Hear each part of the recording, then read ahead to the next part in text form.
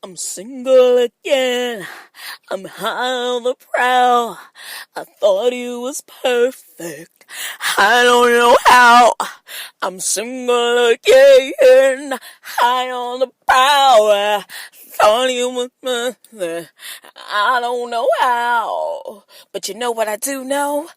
Whoop, whoop, pull over that ass too fat. Whoop, whoop, pull over that ass too fat. You know what? I believe in giving people their flowers when they are here in attendance and able to truly receive it. And I think that Mama D is a legend that we must protect at all costs. We must protect her. Come on. Listen, I would like an EP and I want to start a petition. Who's with me? I see your hand in the back. I see you on this. I see you. Come to the altar. Yes. I see you. Okay. I see you over there with that black t-shirt. I see you. I see you with that crooked wig. I see you with those braids that have 2 inches of new growth. We see each other. Okay. Now who's with me? Let's start a petition. We are going to start a petition for Mama D because we need to raise funds. Next church event will be raising funds for Mama D's EP because I believe that she deserves an EP. Yeah, I deserve. Hey, baby, you deserve. Over there, we deserve. Yes. Listen, Mama D is, oh, Jesus. And you know what really got me going? First of all, let's just bring it back for a taste. You are listening to a Seat at the Table podcast. Honey, yes, welcome back.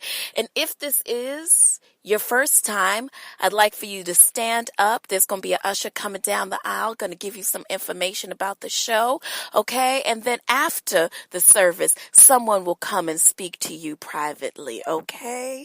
Yes, all right.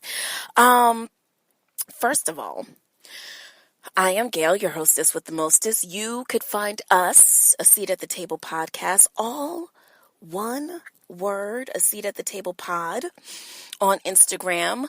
You can also find me on Twitter at Galanda Adams. That's GAILANDO ADAMS. Yes, at Galanda Adams. Now, I have not really been active in the Twitter's community.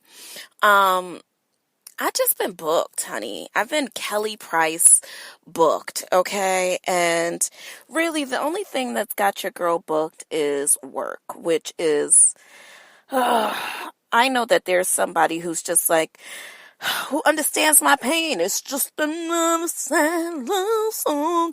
I mean, honestly, that's what I hear playing in the background of my life.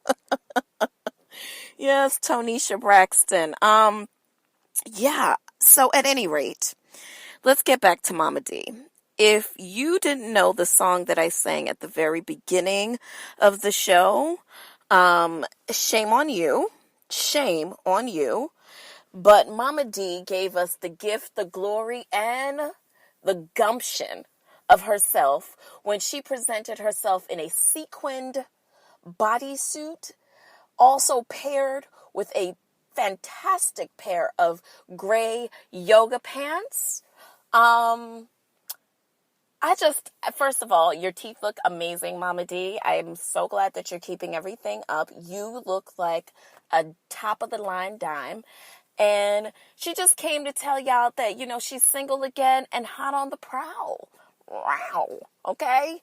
Don't let that Mama D cootie cat catch you, bear. Okay? That would be really crazy. So anyways, we've got a lot to discuss this week, no? Or do we not? Am I making much ado about nothing? I very well could be. Once again, happy Pride Month to all my friends out there. The LGBTQIA community. How y'all doing?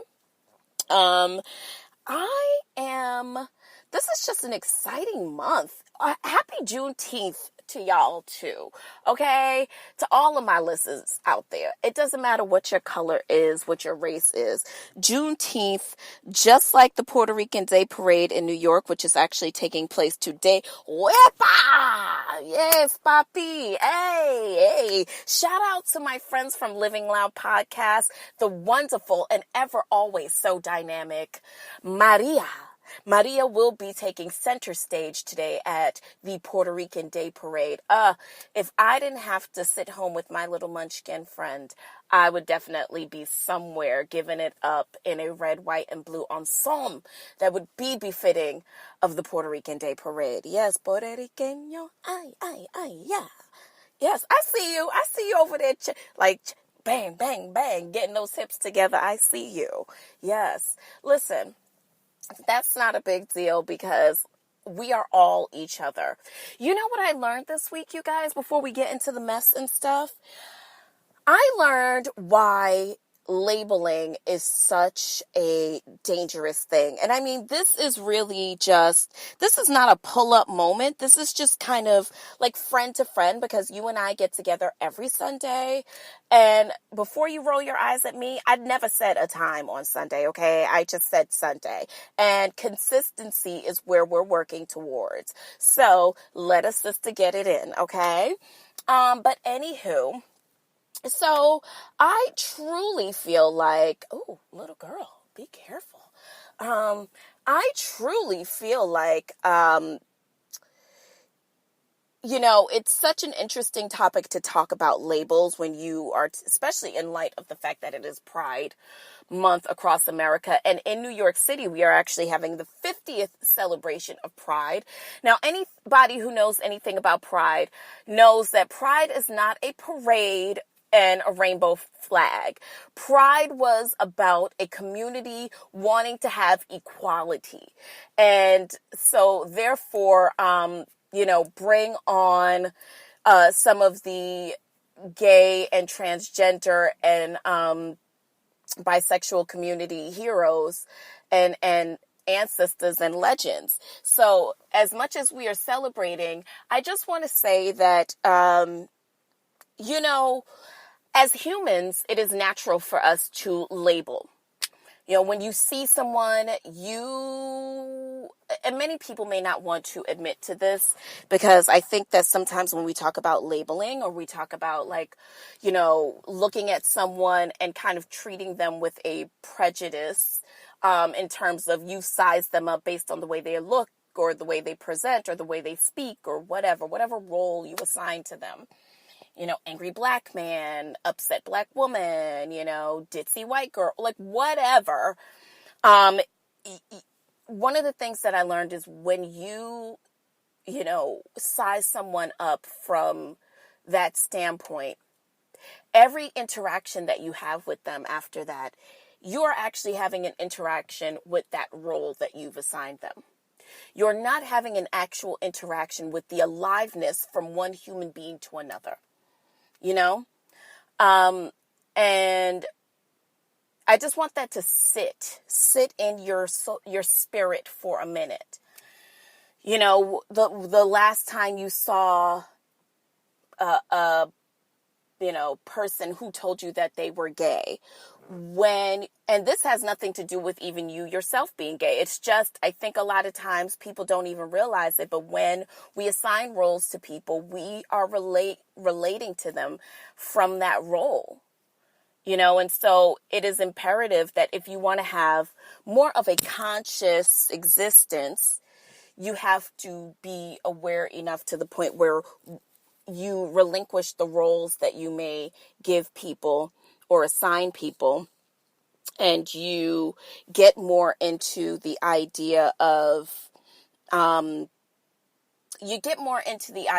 just wanting to interact with the aliveness of a person, which is really, it can be super difficult at times, but I think that the more that you kind of consciously be aware in situations, the more that you'll realize that life is actually really exciting and really crazy when you just drop the role in your mind, which is a huge ego thing, whether we know it or not.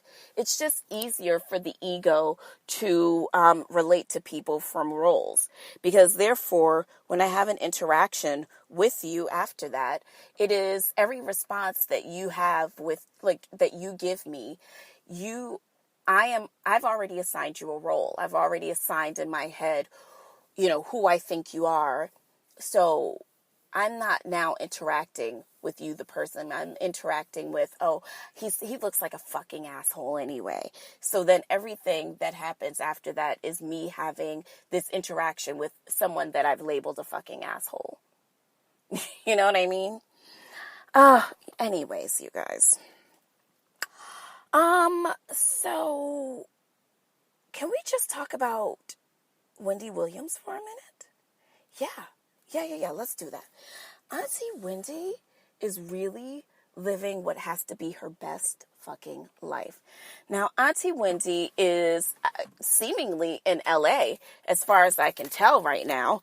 And Wendy Williams, whose show is on hiatus until July 8th, has been basically seen on Instagram lighting it up. So I guess Friday she was hanging out with the Kardashians, Kris and Kim.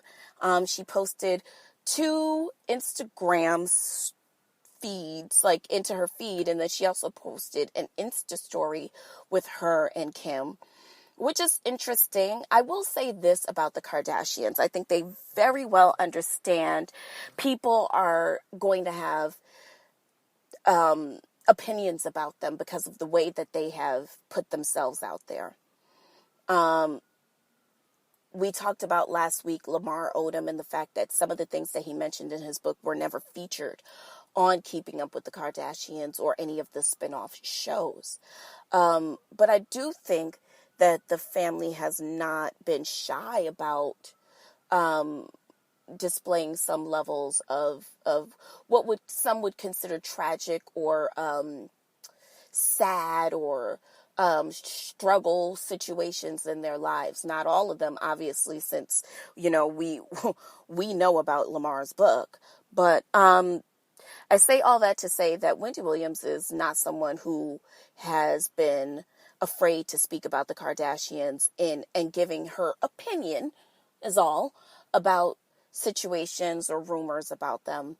And I find it very interesting that they still can correlate with her. However, on the Black entertainment side, if you've said anything negative about even Jay-Z or Beyonce, which I love them, and they don't oftentimes give you reasons to talk about them in a negative light at all, but they also aren't the type of entertainers that put out a lot of personal about themselves in the way that they're not the Kardashians. They're not out here selling you their life as a form of entertainment. You know what I mean? They're selling you entertainment to make a life for themselves, and they're not sharing that life with you. So you don't get the opportunity to really speak about them, but when you do, you will be banished. Like, you can't speak about them. And listen, that woman this week at the damn Golden State Warriors game, all she did was talk to Jay-Z. And you guys lit the fucking beehive, lit this woman up. They were sending her death threats. Death threats, y'all. It's much. It's much, you guys. It's much. It's much. I get it. You love Beyonce. I get it. Beyonce is also a grown woman. And whatever assumptions that you're making about her life are just that, assumptions, because she is not Kim Kardashian. She is not someone who's even going to sell you an iota of her personal life. But if you do, come with the tea, you're also going to be banished from Black entertainment forever. Possibly banished from the earth. This woman didn't do shit. All she did was talk to Jay-Z. And y'all was ready to set her whole entire life on fire. Oh, child. Well, at any rate, Mother Wendy, who is I guess, embroiled in what seems to be like it's going to promise to be a war of the roses breakup with her ex-husband and manager, Kevin Hunter. And she's living her best life, smoking cigars with caviar on the tip. Get it, mama. Okay? I'm proud of her.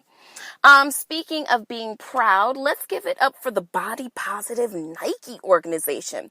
Now, Nike has given us several